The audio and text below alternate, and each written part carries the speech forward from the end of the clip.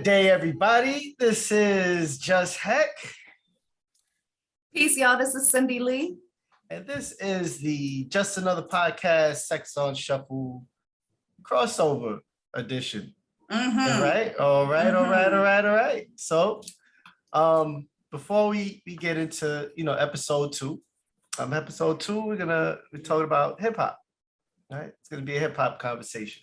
Because we tend to talk about hip hop often enough. That was one of the things that Cindy, you definitely wanted to talk about. But before we get into this, who's your top five? If you had to pick a top five right now. I know you're gonna be mad at me because I saw we talked about the top five-ness. And it's hard. It's a very difficult. I don't know how people can stay so committed to a five.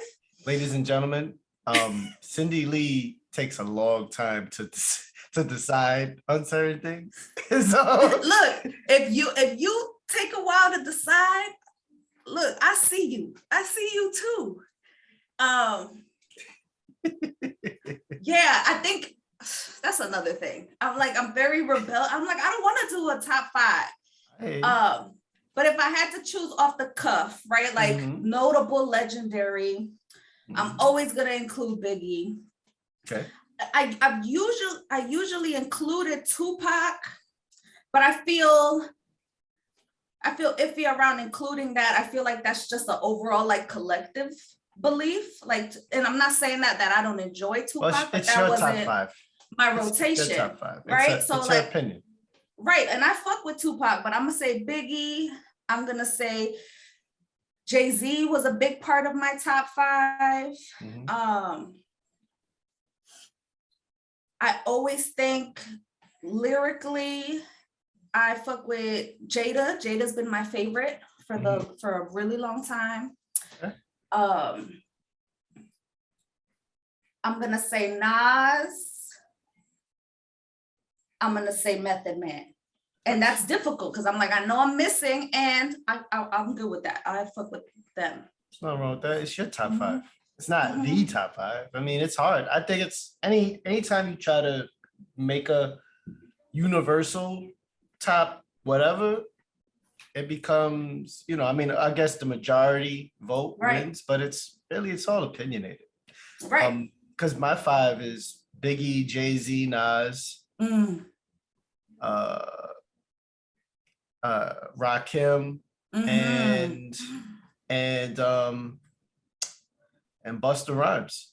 If it goes down, then I got people in there too. I got Jada in like my top 15, I think. Andre 3000's another notable. Absolutely.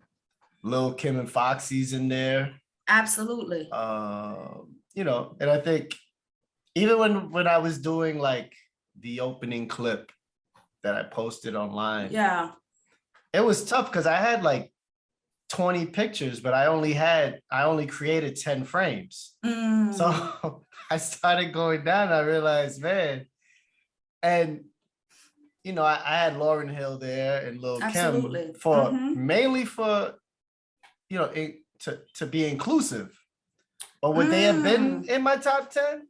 I don't know. I was debating it because I also wanted to include like J. Cole.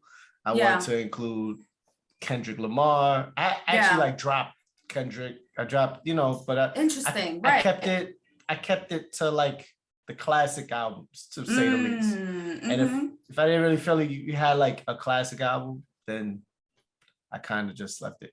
Tupac's great. Absolutely. But he wasn't everything after like Round and Round and Keep Your Head Up was kind of like divisive to me and angry, and I was just not really with it. So that's where I was at. I love Tupac though, but not he was a really hardcore Gemini, man. Oh, the Gemini. Yeah, one minute he's a revolutionary, next minute he wants to shoot you, 21 gun salute and all that stuff. And it was just, it was interesting.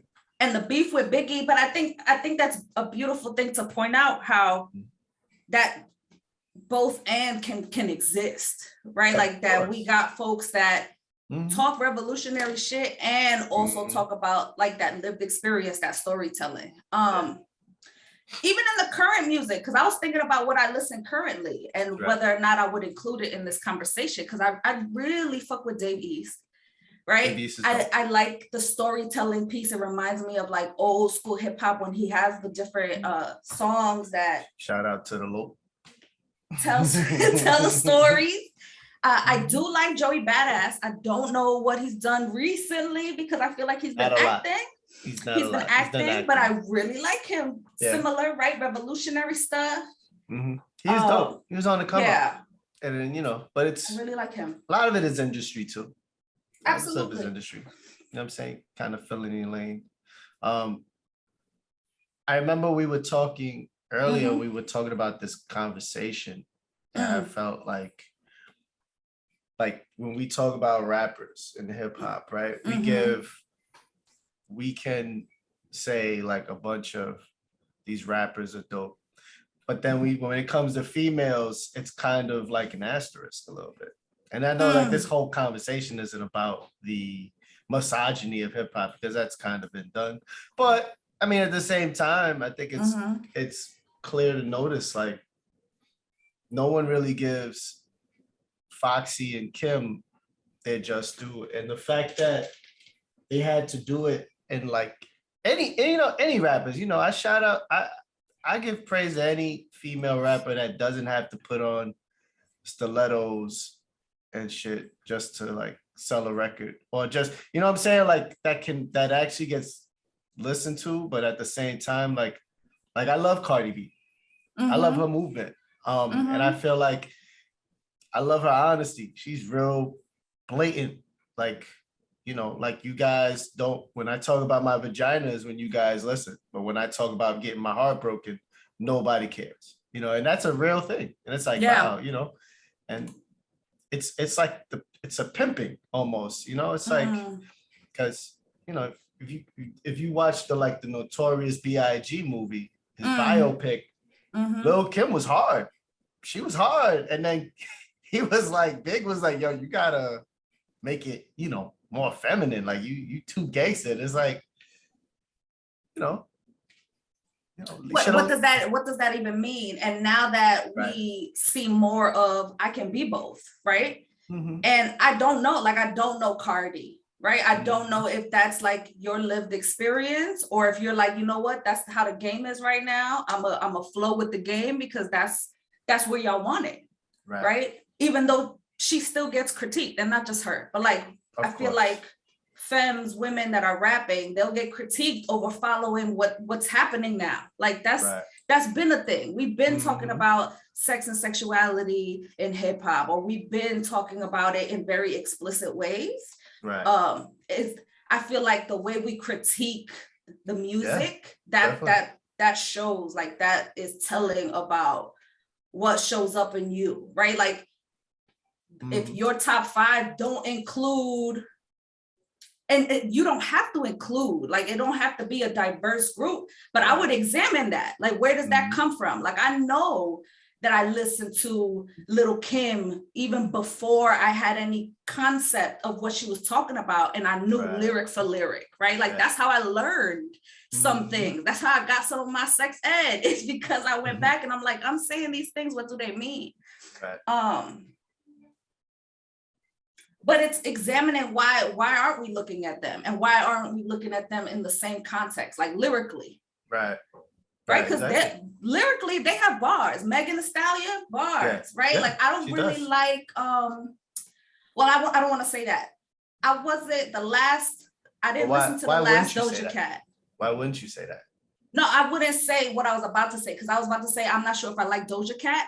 I like her stuff lyrically. I don't know the last album I heard if that was something that fills my spirit, but I could still say lyrically I fuck with her, right? You putting Pharoah Monch up there, I love Pharoah Monch, right? And Pharoah Monch, mainstream wise, nobody was really fucking with Pharoah Monch, right? Like, not at all.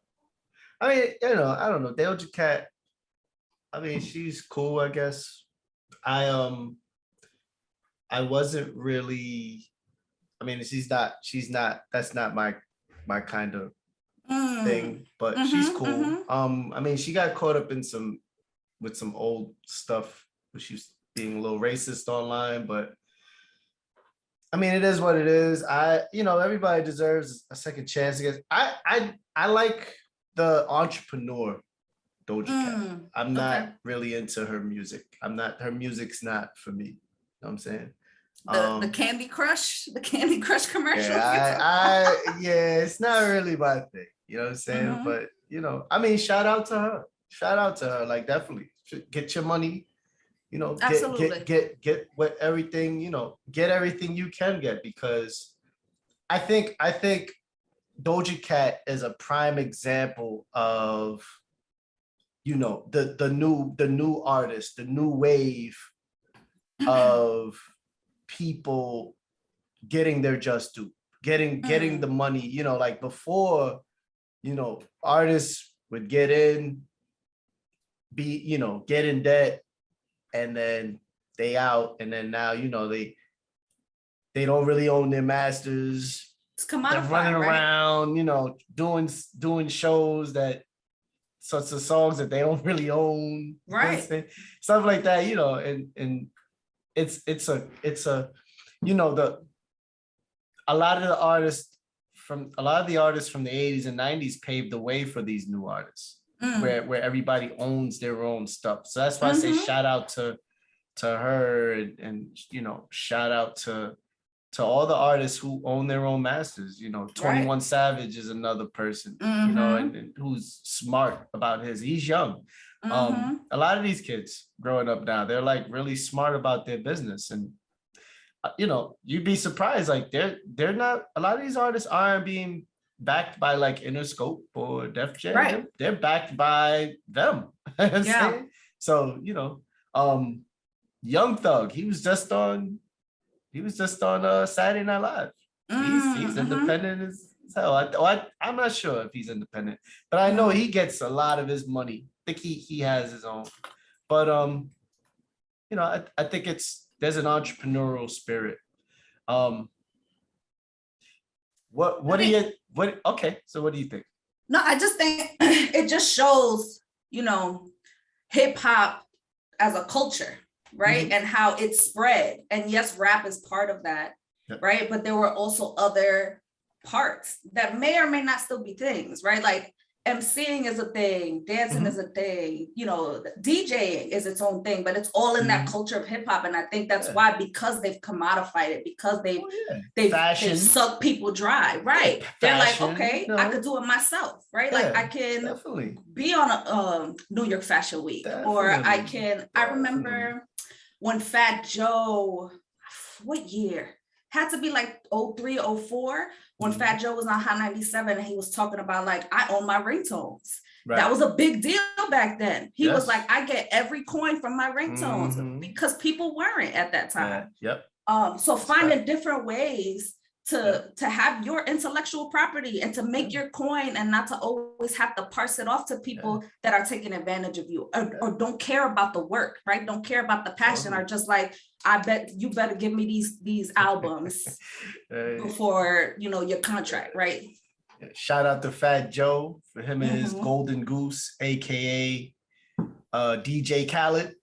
Oh my goodness! Because Fat Joe still getting money in Hermes. I love it. Oh yeah. Joe's dope. He's always been about the culture. You could pull up on him and he can recite "Digging in the Crates" lyrics. I mean, he's dope, and he's hilarious. I love listening. For the most, I like listening to like the first 20 minutes of his stuff, and then he describes too much. And I'm like, Joe, you gotta just get to the point. You described enough. Just get to the point. You hear what he likes the meat. He likes he just, he makes sure you get the whole picture. And you're like you're there. And I'm like, okay, Joe, I'm here in the room. You setting the scene. Yeah, you set the scene like too much. You got the cracks in the ceiling, and I smell the stairwell. The air was thick with anticipation. And he gotta write a memoir. Did he write a book yet? Joe was dope. He should. But these guys that have their own. I wanted to ask you, what were your top 5 albums of all time. To you, your top 5 all time. Or your top 5 albums. Ooh, let me think. Top 5 off the top. I can't be a fronter to myself. Jay-Z's Reasonable Doubt. I'm struggling with Nas. I do struggle. I will say Little Kim's Hardcore, Foxy Brown's Il Nana. I feel like people slept on that, and I rocked that hard. But Il Nana? Oh, that went platinum. Right. That did big. Number wise, right? But then it gets drowned out. Like it gets, to me, at least in my lived experience. Okay. Right? The way that I listened to it, people were like, I listened to it too much. But like, I still remember that. And I'm like, nah, you're a hater. I have to say Illmatic. Yeah. Did I do 5 yet? I want to say Lauryn Hill, even though I know as much as I love it, like that critical part of my brain listens to it and I'm like, oh, that's interesting. Like the kind of messaging, like what part of that lyric is what stuck with me and whether or not I agree with it now. Because that's what ends up happening now. Like I listen to the shit I like and I'll still listen to it and the memories will come and like the feeling, because I feel it when I'm rocking with something hard, like I feel it in my face. Yeah. But then I'll hear something, I'll be like, oh no, why? Right? Like I love DMX's first album and I'm like, oh, I can't even sing this, right? Like I can't even rap to it anymore. Yeah. So yeah, what about you? At this point right now, number 5 would be Kanye West's Dark Twisted Fantasy. I can still listen to that. It's like a movie.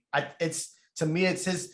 Even in his recent interview, even he said that was his best album, and I totally agree. I think it was like the last of Ye before he descended into whatever he's at happening. Now. Yes. Shout out to him for being worth $9 billion. Which is, that's a whole other show. I'm like, I feel like no one should be a fucking billionaire, but that's a whole other conversation.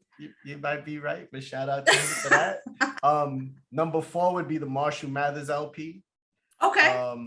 Just because if my homie Owen hears this, I could probably get him. I could probably get him on this podcast one day. But he would tell you, I walked so when Eminem's first album came out, I walked into the room with the CD. I put it on his desk. I said, this dude right here is gonna change the game. And it was a room full of people. They looked at it and they were like, what is this? What is this? And I said, yo, this dude Eminem. And I got laughed at, like literally got laughed at. And then literally everybody that was in that room years later was like, yo, Hek, you was right. You was right. Yeah, because I was like, yo, this kid, there's something about this kid that's different. And he was rapping words that I didn't even think would rap together. And I was like, yo, what the hell? I mean, mind you, I didn't really like the first album. I liked it. It was like 3 or 4 songs. Yeah. But there was some about those 3 or 4 songs. I was like, okay. I was like, he's gonna get the right mix. And I feel like the Marshall Mathers LP, for where I was at that time in my life, it was like, wow, yes, like it cemented that. And then number 3 would be The Blueprint, because The Blueprint was like, it was different. I mean, it was not, 9/11, breaking up with my girlfriend at the time. Just the songs, the soulfulness. Yes. Song Cry, Mama Love Me, The King, The Ruler's Back. Like, I mean, it just had clip after Renegade, Body. Eminem, Body. Yeah, man, forget it. Yeah, like it was everything that I needed at that time, and it was a bona fide classic. Like I was listening to it the other night. Number 2, Life After Death. Big. Him passing Yeah. I felt that wound more than Tupac, because when Tupac got shot and died, it was like, damn, he really died. But when Big died, it was like, damn, like crushed. And and it left a void in New York. I felt that, you know, only shiny suits and hair gel would fill. Lots of shiny suits and cheese graters. Yes. And Oakleys. Oh, Folkleys in my case, because I wore Folkleys, bro. Yes. And swore, oh, these aren't fake. No, those are fake, bro. Yeah, they were fake. That's okay, though. Everybody that tried to blow me up, you didn't even have to. I stepped on that landmine myself.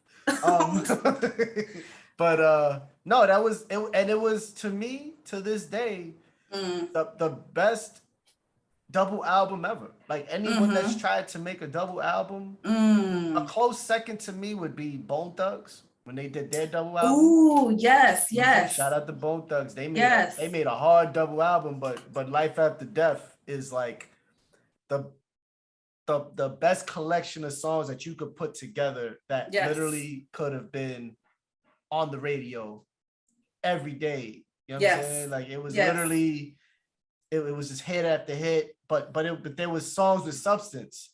You know, him sleeping with a chick who was dating a player from the New York Knicks, which turned out to be real. Like, that turned out to be a real story. It's storytelling. Yeah. You gotta catch the little notes. Man, you know, and just, you know, I mean, I guess he prophesied his death on that, but it was just, you know, definitely it was an album that really, like, caught me. And then one would be Illmatic. Now, Illmatic was just my youth. Like, that was like really me, because I was listening to hip hop before, but Illmatic was like the first album that was like mine. That was like, you know what I'm saying?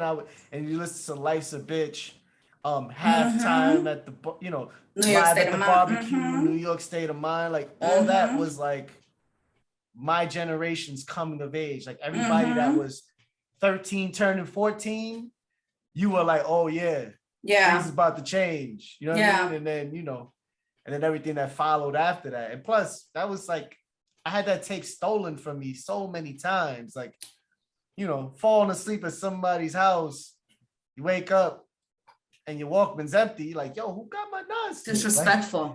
Disrespectful. But this list changes daily, I would say. Absolutely. It swaps out because the Marshall Mathers LP always gets swapped out with Only Built for Cuban Links.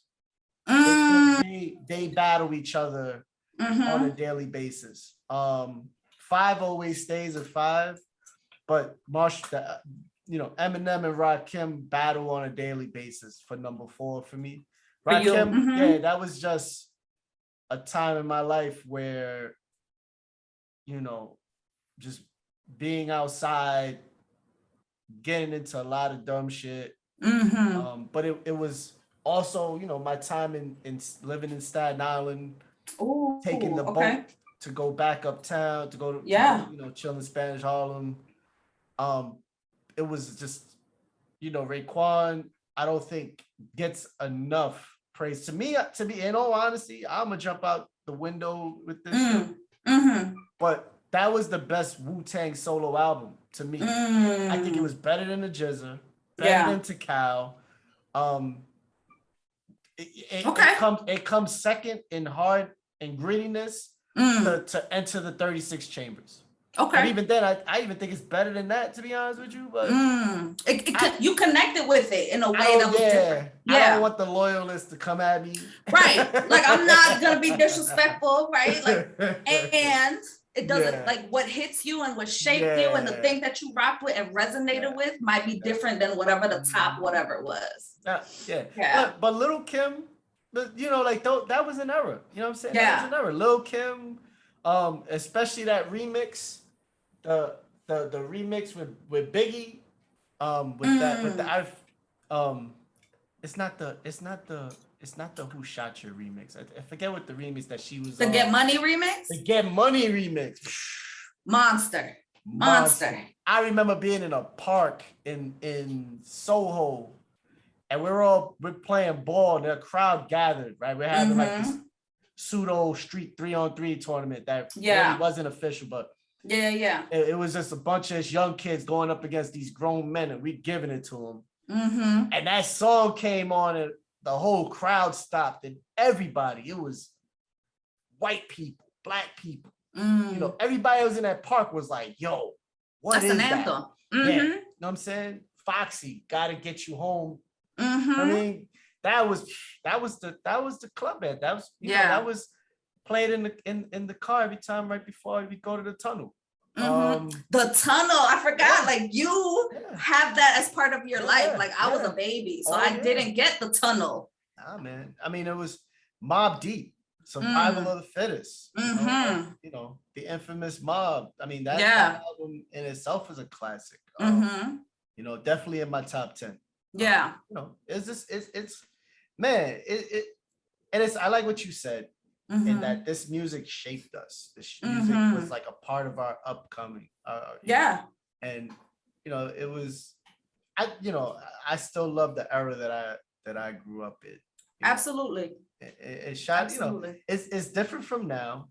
Yes. Definitely different from the 2000s. Sure. But, I mean, even that, But it was, like, you know, I think I was a young person in the 2000s and I fucked with a lot of stuff, right? Like the things that were commercial then was a lot of the Ja Rule, love song, party song kind of vibe. And I fucked with them, but I didn't listen. No. What was that song? Damn, why is that leaving me? When I heard that song, because that was the first song. So that was the first song, not the first song. Because the first album was Heart of His, but the second album, I knew he was swinging for the fences when he did that song. I forget what's her name, but it was like, damn. I forget who he did it with, but he was like dancing in a tub. It's like using a bubble bath. No, I'm trying to remember which one it was. The second album. But when I heard the song with Little Mo, I said, yo, he's about to be lit. Not lit. Yeah. I was like, yo, he's about to be on. And they were like, Ja Rule. And I'm like, don't sleep. I said, I'm telling you, this song right here is a hit. And I was like, yo, if it was what it was. And then he ended up, you know, he had countless hits. I mean, he did. Even before he had those songs, I remember getting a lot of the DJ mixtapes and being like, that's Ja Rule? Okay, that was hard. Because I only know about him from the Jay-Z A Million song, right? Like that's where I first saw him. And that was his song. Yeah. That was his song. He gave it to Jay. That was his. Like, you know, so you count that hit, which Jay-Z, you know, basically catapulted launched over, it. You know, but yeah, man, I mean, it's you know, even like you know, the 2000s, you know, definitely gave us gave us Nelly, Missy Elliott. Eminem came out full blown. The Locks. It gave us Jadakiss. 2000s definitely gave us Jada. Was more Jada. Yeah. But 98, it's still, to me, I'm like 98, 99, it like went upstream, right? 2000s gave us the Rough Riders, Eve. Eve. You know what I'm saying? I mean, who was it? Big Pun's album. Big Pun. I love Big Pun. And I remember being young and I listened to that album for Remy, because Remy was a beast on that album. Capital Punishment. To me, absolutely. Punk's the best Latin rapper ever. And you know, it's hard to keep him out of a top 5, top 10. Absolutely. You know, whether I think a lot of it can be sometimes like racial bias, or it could be also the fact that his second album was okay, but but his second album, he was battling weight loss and dealing with the eating disorder. You know, and so it's hard, but lyrically, you couldn't. I mean, the bars he contributed to the culture are disgusting. You know, you know, I I can't do that shit, but it's like crazy, like, you know what I'm saying? Back in the back of the act. Back of the act. Yo, come on, man. I mean, the bars he contributed to the culture are just disgusting, man. Like, you know, like when I heard the original Not a Player, I was like, yo, okay. And then when the following spring, because I heard it the winter of '97 when I was up in New Hampshire. Right? I had a dude that went to college up there. He's from Brooklyn, but he had this tape of it was like a promo. Might have been a CD, I'm not sure, but he played it, and I was like, oh, okay. I was like, yeah, who's this dude? Big Pun? Like, all right. And then the following spring, Still Not a Player came out. We're in the car. I was like, yo, that's a hit. It was a fun time. It was a fun time. You know, at that time you had heavy hitters too. Nori, absolutely. DMX, Cameron, Cormega, right? For sure. Cormega. Shout out to Cormega, man. Cormega definitely got the industry. He definitely caught the gist of the industry. But I mean, at the same time, Nas was Nas, man. You know, it was like at the end of the day, you can't.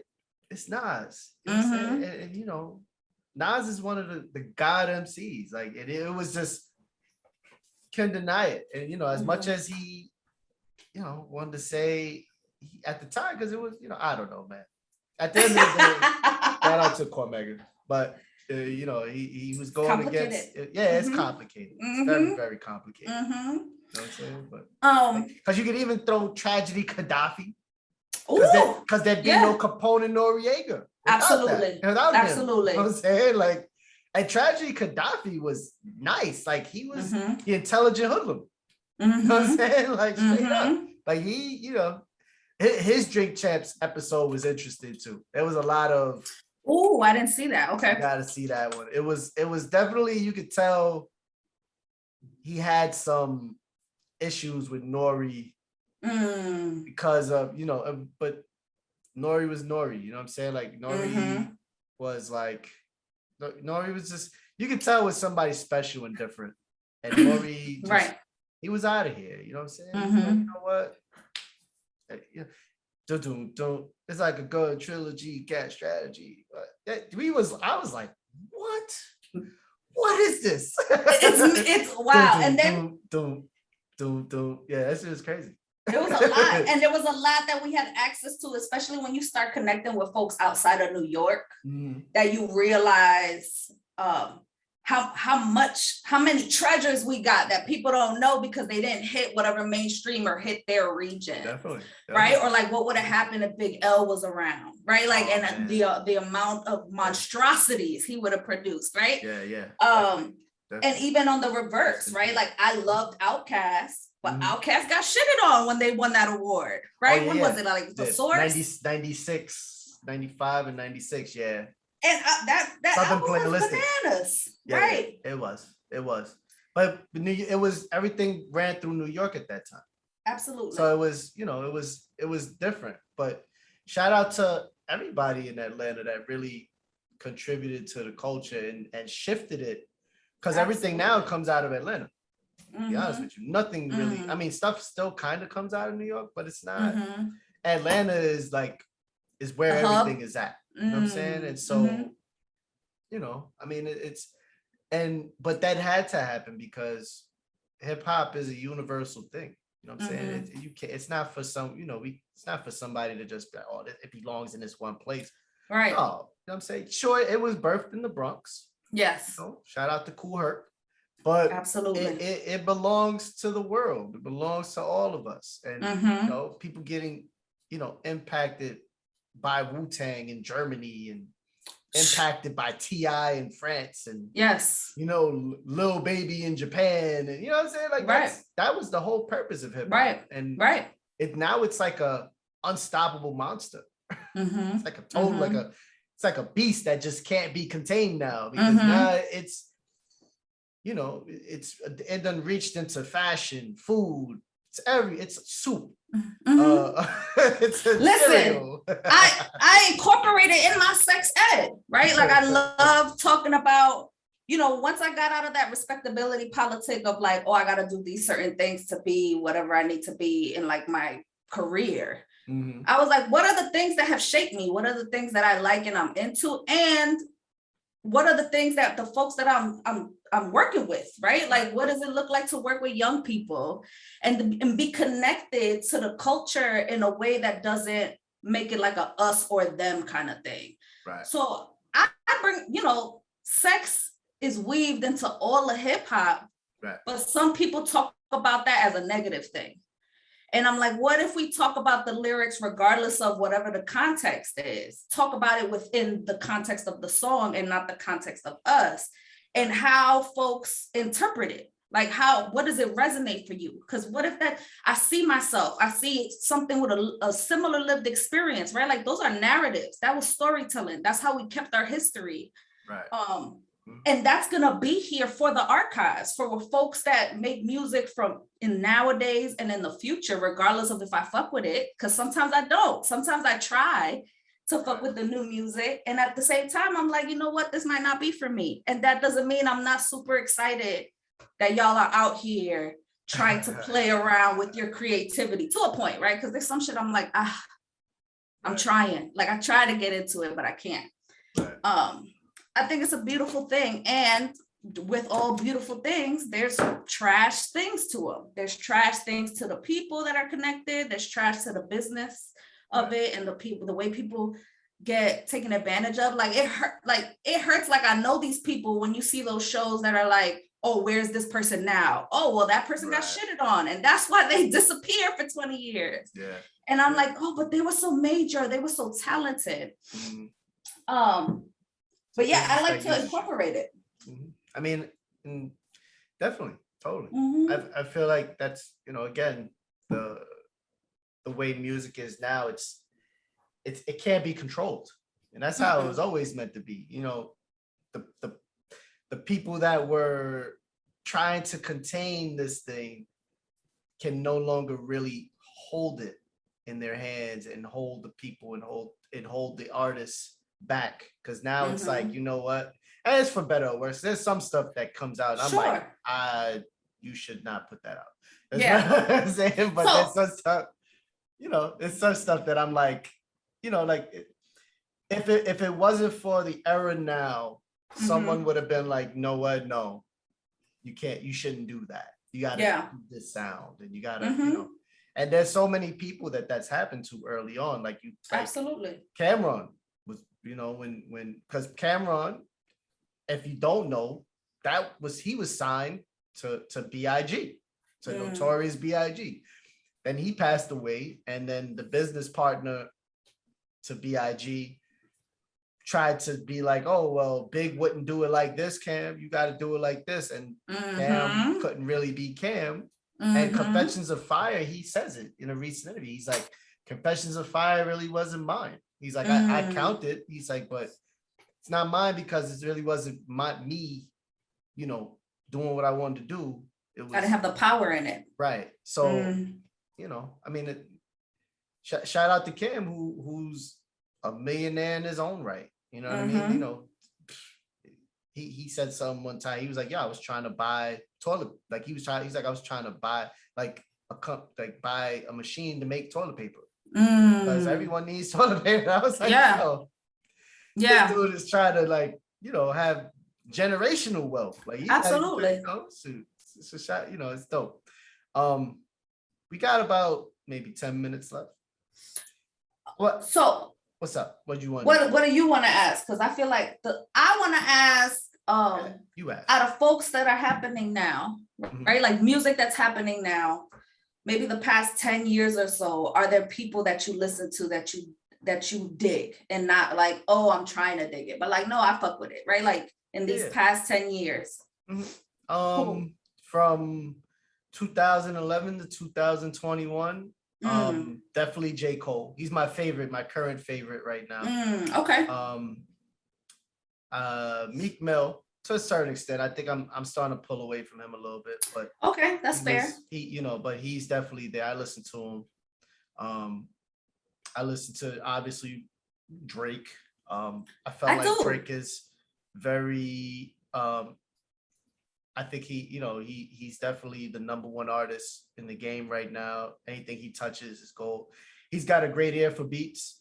Okay. I think he's just, every time I hear his songs, it's like now it's just like he's just playing with music now. But it's, he's got songs that the beats are just crazy. Yeah. I still, I still mess with Kanye. Well, not really. I didn't listen to Donda, but I go back to his old stuff. He's kind of in that era, so I listen to Dark Twisted Fantasy still. I'm listening to, who else? The Jada. I love Jada. Yeah, I'm listening to who else? Kendrick Lamar. Shout out to Kendrick Lamar. Whenever he drops something, I'm on that.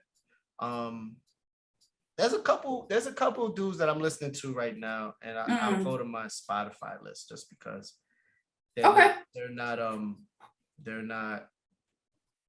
like on my mind at the moment, but they're guys I listen to like in the morning. Griselda, monsters. They would thrive in the 90s. You know what I mean? And they're thriving now, but they would be, forget they would mesh. They'd be right in the thick of things. Definitely Benny the Butcher. Benny the Butcher is good. And you listen to Rhapsody too? We were talking about Rhapsody for a little bit. I think she's dope. Yeah. I'm not really into I mess with Cardi B, but I'm not like into like her albums. Like, you know what I'm saying? Like, if I hear a song, I'm like, okay, shout out for her. I dig her movement more than anything. Nipsey Hussle, even though I do like Nipsey, rest in peace. Who else? There's a couple dudes. Corday and Jack Harlow are dope. Okay, yeah. They're pretty dope. You know what I'm saying.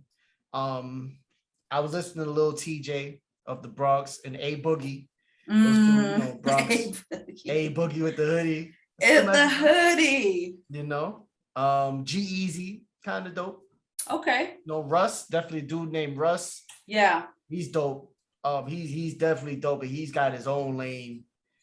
He's kind of, like, I don't want to compare him to anything, but he's dope. Like he I think you put him in a session with anybody, he's gonna match you or out rap you. Yeah. This dude named this young kid named Millies from Massachusetts. Really? Yeah, he's from Massachusetts. Kid is dope. He's white, but the kid I've yet to hear him sing a rap, a whack bar. The kid is nice. Okay. Wale still kind of around. Okay. That's Big Sean is in there somewhere, but I think he missed his moment. You think? Kind of feel like, to me at least, I'm not really, Dave East every time he drops, just because he reps Spanish Harlem, and he's nice. You know what I'm saying? He is. I feel like he's got like maybe 2 or 3 more tries. Cause I think he could literally. I think Dave East has the potential to be like that dude or one of them dudes. You know what I mean? But we'll see. Plus, he's signed to Nas. Shout out to Mass Appeal and all. Whatever else. But nah, Dave East I think he has a shot. But it was he reminds me of like Fab.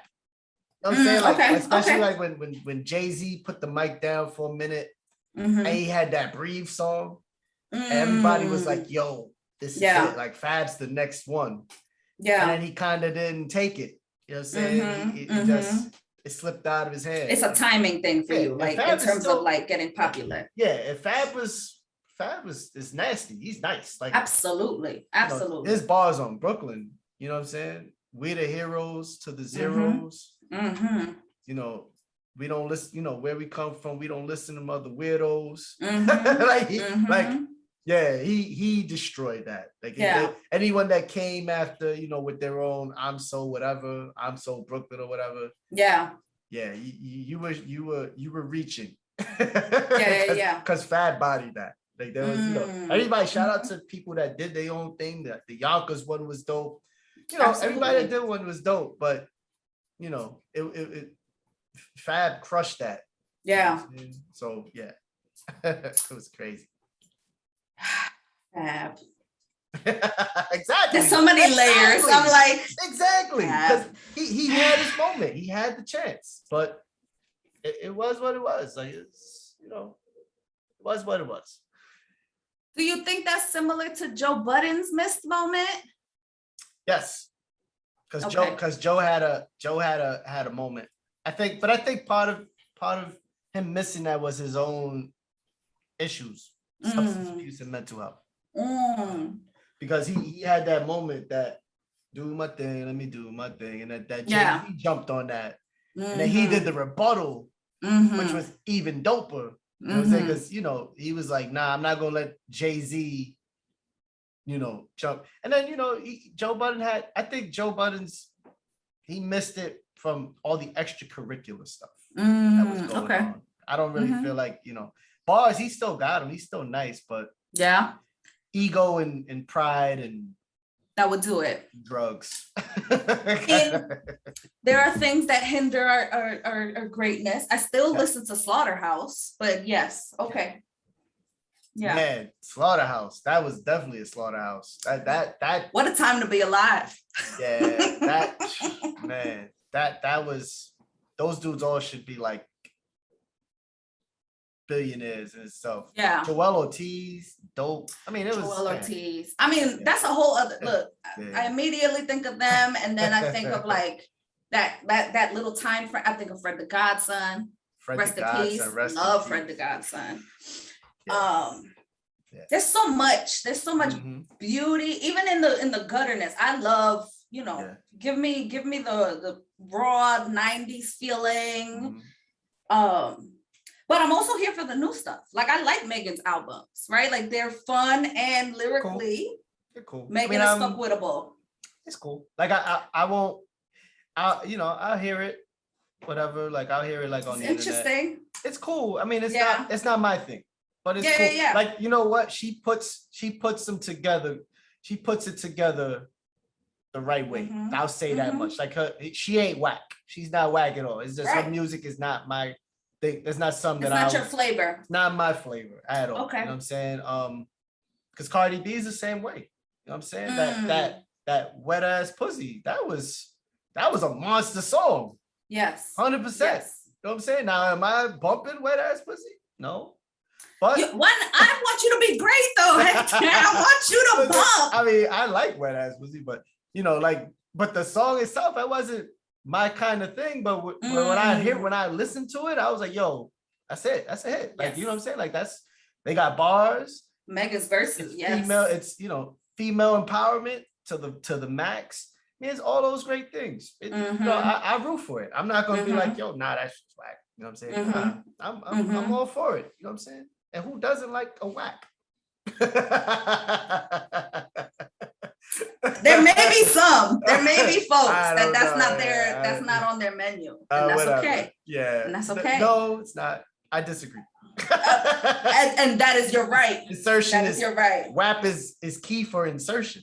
Right, but some people don't like insertion. Whatever. That's a whole. I mean, we can talk about that when we talk about sex. Whatever. You don't like Young M.A.? Oh nah, I forgot about her. She's fire, but I like Young M.A. She's got to me. I've listened to her when she jumps on other people's stuff and slaughters their stuff. Oh, I loved her funk flex. Young M.A. is another one that could. I think honestly, she can be the one. Honestly, she's got the lyrics for it. When she comes up in conversations, when I have hip hop conversations like with other guys, because I don't really, you're like the only female that I'll really, maybe my wife, but it's different in a way. I don't know. Because she likes what she likes, and I dig what she likes too, but it's, it's different. But with you, you're like the only female that I can have like this kind of conversation with. But Young and May does come up, and she can get a shot at the title. Like I think she deserves a shot at the title. She's dope. She's dope. I think she's better when she does other people's songs. Like when she'll take like other people's beats. You know what I'm saying? She'll jump on them and puts her own thing to it. When she did like the Brooklyn freestyle on Flex, she bodied that, murdered it. Yeah. She was like queen with a K, because I'm a king too. And I was like, oh, you know what I'm saying? Like, it was dope. It was fire. Like, you know what I'm saying? Yeah, she can be. And I wonder, I mean, that's a whole other conversation, but I'm curious if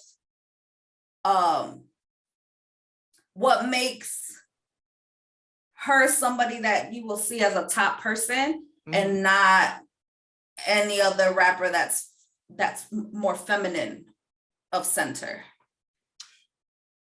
Because that's the one thing that pops for me. Like I say that, and when I have these conversations, because although sexuality is great, it's a wonderful thing.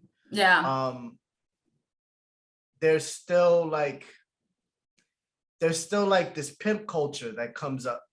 You know what I'm saying? And Cardi B made a great point, and that why people will listen to Wet Ass Pussy, but she did a great song about her heart getting broken, and nobody was trying to hear that.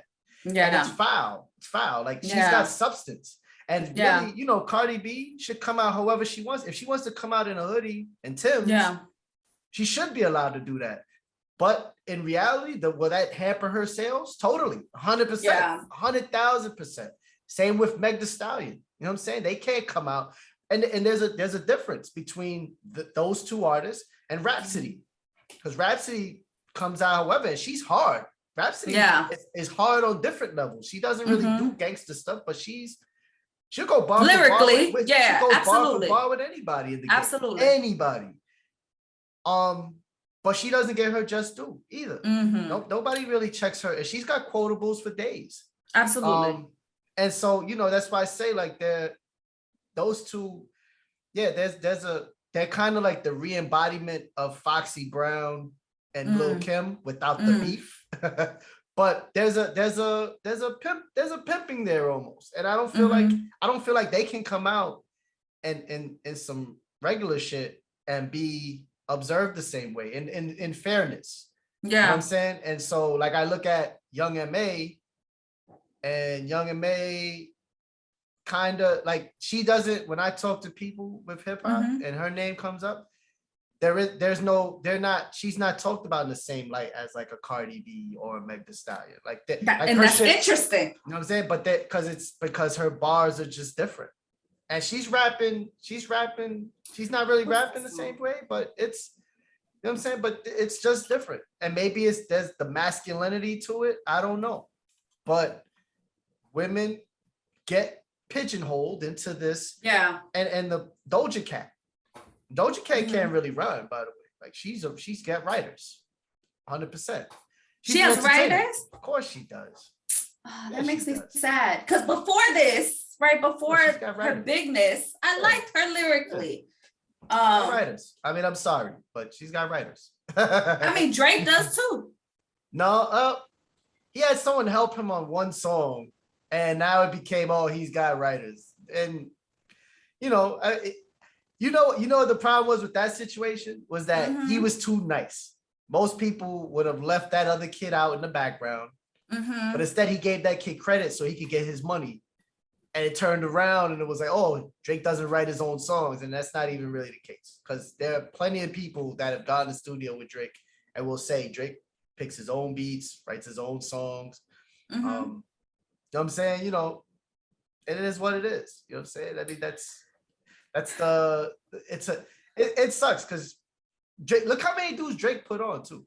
Drake has put on a couple people, like 21 Savage blew up big time. Because of Drake? Because Drake co-signed that. You know what I'm saying? There's a lot of dudes that Drake co-signed. Blue, young, well, I think his name was Young Blue or something like that. But he shouted him out, blew him up. You know what I'm saying? I mean, it is what it is. But I think, you know, should a Meg Thee Stallion or Cardi B be revered as like the best in the game?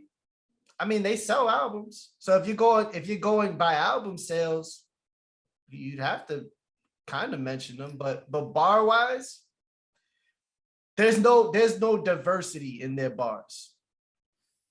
You know what I'm saying? But that turns into another conversation, because I'm like, there's no diversity in a lot of motherfuckers' bars. Like, they'll sound the same, right? Like, the baby's in trouble right now, but lyrically, he's the same. Like, his album sounds the same. Yeah. Right? Like, so. But I don't really I give him an honorable mention. He's not really to me, you know what I'm saying? Yeah. You know, but I'm stuck in my era. So that's fair. I give people a shot. Yeah. But, you know, to me, like, you know, all these young kids, you know, they'll probably argue with you different. Me personally, you know what I'm saying? I would probably, I listen to them all equally. Cardi B, Meg Thee Stallion, and Lil Baby, equally the same. You know what I'm saying? Like, I'm not, it's an era that I won't shit on, but it's not for my ears. It's not yours. Yeah, it's not mine. Okay. It's handed down to the next generation. And that's okay. You know, okay. I fuck with a lot of it, even if I'm like, oh, that's not for me. Like that, but that shows, you know, we're different.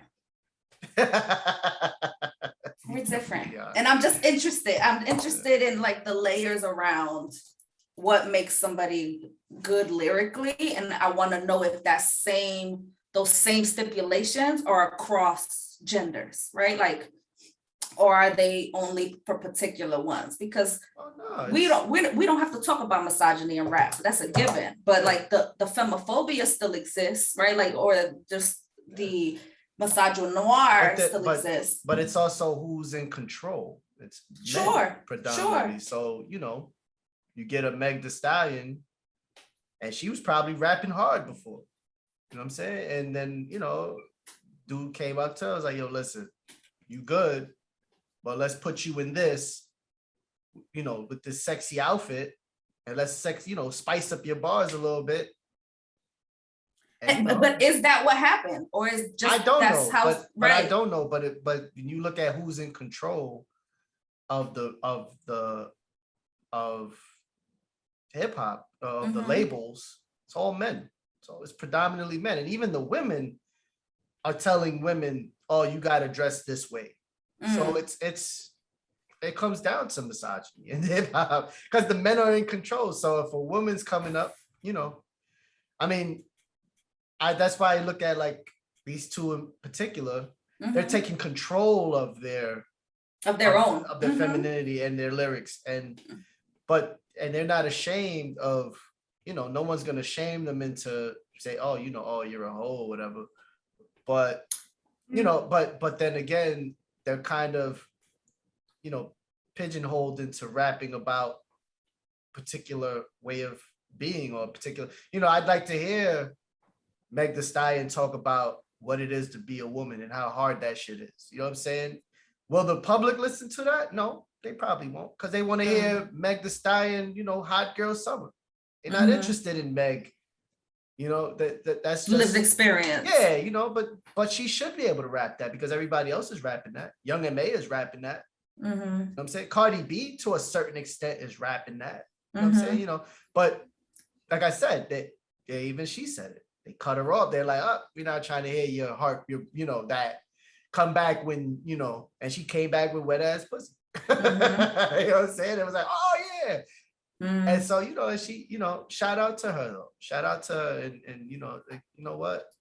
Because when they came at her, they was like, no, y'all not trying to hear me talk about my lived experience. You want to hear this. So I'm gonna give you this, and I'm gonna give it to you over and over and over. And you know, because I got bills to pay. And she just bought a house in New York. They got houses all over the place, her and Offset. So it is what it is. Capitalism be fucking everything up. I guess. All right. I'm like, I don't want to bring up nobody else new if you don't listen to them. So I'm like, who else but you got? Who else you got? I fuck with Chica. I fuck with Flo Milli. She's cool. Flo Milli is good. Flo Milli's cool. Chica's dope. Chica's very real. Chica's dope. Yeah, Chica's real. Who else off the top? People don't. I fuck with Baby Mother. I don't know them. Out in Tennessee, right? And that's and that's what's fucked up, right? Like there's so many that exist, right? That don't get talked about unless they fulfill a certain role, and then they get critiqued for fulfilling the role, right. Or they get told it's not them and they're just doing it for the coin, but we don't know. Like that right. Could be them. Definitely. But yeah, some people don't like Cupcake, but I know Cupcake. My young people put me on to Cupcake. Yeah. I heard like one song and I was like, that's not for me. Some people don't like it. Some people don't like Cupcake. And there was a beef there, but that's not for my ears. Not for my ears. Yeah. But this chick from Atlanta, what's her name? She did a freestyle recently that was like ridiculous. She just dropped a video too. I'm trying to find her right now. Not Dreezy? No, not Dreezy. Oh, I like Dreezy. Cool, but she's not. She's all right. She's all right. See? I mean, it's not, it's. We all have our flavor. Yeah, definitely. I mean, it's, it's what I like to listen to. I'm not going to be like, oh, this is what, nah. If I don't really like it, you know what I'm saying? I'm not going to be forced into liking something. I never will. I mean, that's fair. Yeah, I'm not, I like what I like. But she just did, what's this girl's name? She's nice. Like, I was like, yo, whoever this, I was like, and I heard her before. Oh, Lotto. Oh, light skin. Mulatto. Her name was Mulatto, and she changed it to Lotto. Yes, nice. I know. She's nice. Like, I think, she's about to be a problem. Bia's cool. Bia. I like Bia. Bia's okay. Yeah. That monotone. Okay. Yeah, they're cool. It's creative, right? Like it's individual. It's if you listening to Bia. She. Yes. And I didn't know that Bia was from Boston. Yeah, that's a whole other thing. But we're from Boston. What else is there? Oh man. Well, we're towards the end. Yeah. We're towards the end of this. You got any last words? I'd be interested to whoever is listening, what you're listening to right now. And I'm curious if there's a difference, in listening to music because it's a vibe and or listening to music because it has a message that resonates with you. I'd love to talk to folks and talk to listeners more, right? Like there's so much we could talk about in terms of hip hop.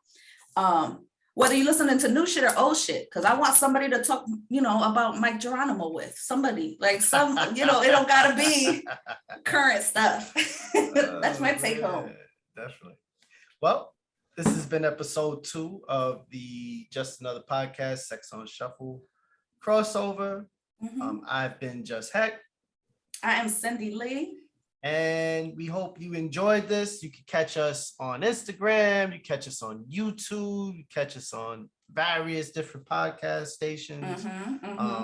Shout out to Spotify, Anchor, Deezer, iHeartRadio, Amazon Music, Apple Music, all those great stuff that if you're listening on those, you can catch them there. Definitely listen to Sex on Shuffle. My homegirl, Cindy Lee Alves.